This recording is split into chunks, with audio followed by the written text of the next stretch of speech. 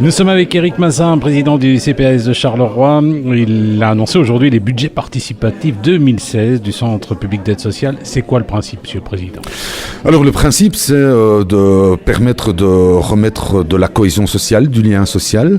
C'est de permettre aussi à ceux qui sont les porteurs de projets de faire face à la précarité des gens, d'accompagner les parcours individuels, que les gens se trouvent et se voient valorisés aussi dans toute une série de démarches.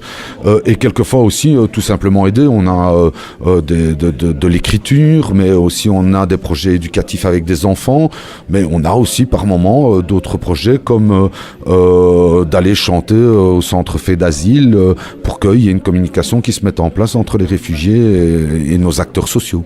C'est un budget de combien, à peu près 30 000 euros plus ou moins. Oui, on a un petit peu moins de 30 000 euros et chacune des associations pouvait obtenir au maximum 2 500 euros.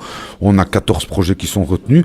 Voilà, c'est un effort. Tout d'abord, ce n'est jamais qu'un amorçage parce qu'on ne fait pas un financement structurel, mais c'est un effort que le CPS a décidé de faire, de mettre en place, pour pouvoir permettre comme ça toute une série de petites associations ou de groupements de citoyens de lancer des choses qui permettent d'amener de la vie dans les quartiers, d'amener du lien social entre populations, d'amener des réflexions entre les gens et aussi évidemment de faire face à des difficultés de parcours individuel, la précarité et bien d'autres choses. Nous sommes avec Julie Pat, échevine du tourisme. Alors elle était ici pour la présentation des budgets participatifs 2016 du Centre public d'action sociale de Charleroi. C'est pas votre truc, le CPS, le tourisme, mais avec quand même dedans des dossiers 350 ans, c'est pour ça que vous étiez là.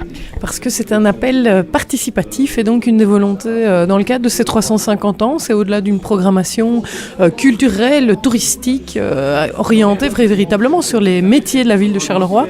On voulait, pour que cet anniversaire soit une vraie réussite, qu'il soit approprié par la population Carolo, par les ASBL, par les porteurs de projets.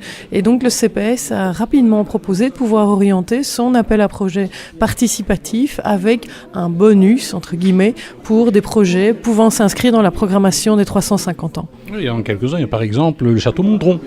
Tout à fait, donc véritablement une mise en évidence à la fois du patrimoine industriel de Charleroi, évidemment les maîtres verriers qui ont véritablement orienté et marqué l'histoire de notre ville, mais également une dynamisation du quartier autour de photos, de photos et de clichés qui ont marqué véritablement ce quartier.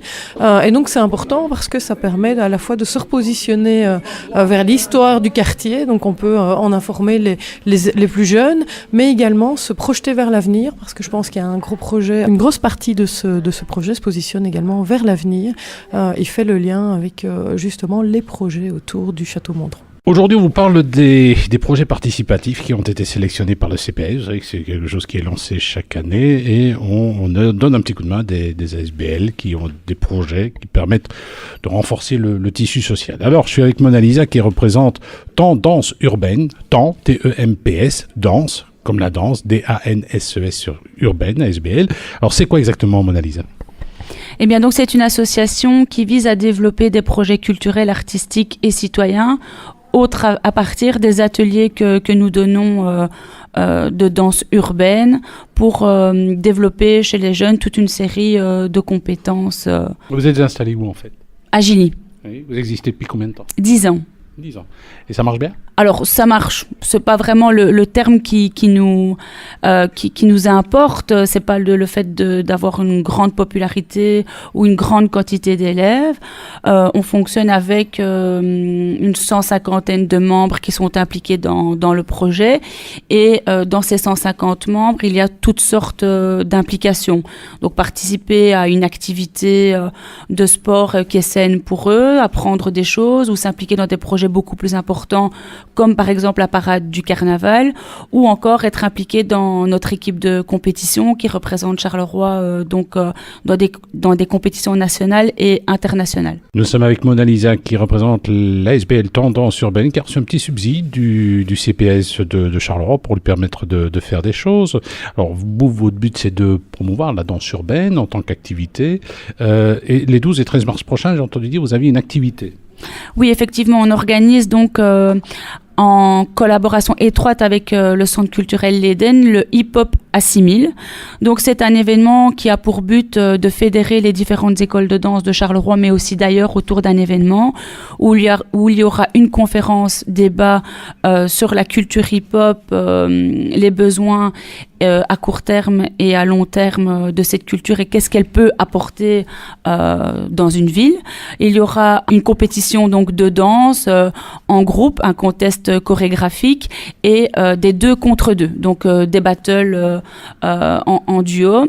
Et à cela, on essaye vraiment d'ajouter une plus-value très importante à l'événement en proposant des bourses aux vainqueurs pour développer leurs propres projets, des coupes, des workshops gratuits avec les juges, avec une line-up de 7 jurys, dont un international. Nous étions avec Mona Lisa qui représente l'association Tendance Urbaine, une ASBL qui a reçu un petit subside du CPS de Charleroi dans le cadre de projets participatifs. Les 12 et 13 mars prochains d'ailleurs, je vous invite à aller à sa rencontre à l'Éden. Alors ce projet vous l'avez reçu notamment dans le cadre des 350 ans de Charleroi. Mona Lisa, pour vous 350 ans de Charleroi, ça représente quoi ?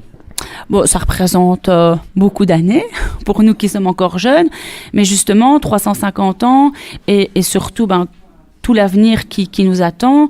Et nous, en tant que jeunes citoyens de la ville, on a envie de la voir évoluer, on a envie de voir que les jeunes puissent vivre dans leur ville et pas, d'un point de vue artistique et culturel, c'est ce qui nous importe dans notre association, pas toujours s'exporter ailleurs parce que c'est soi-disant mieux ailleurs, mais que voilà, la ville évolue culturellement et artistiquement avec une culture qui est pratiquée par les jeunes aujourd'hui et qui est plutôt de terrain et pour notre part les cultures urbaines.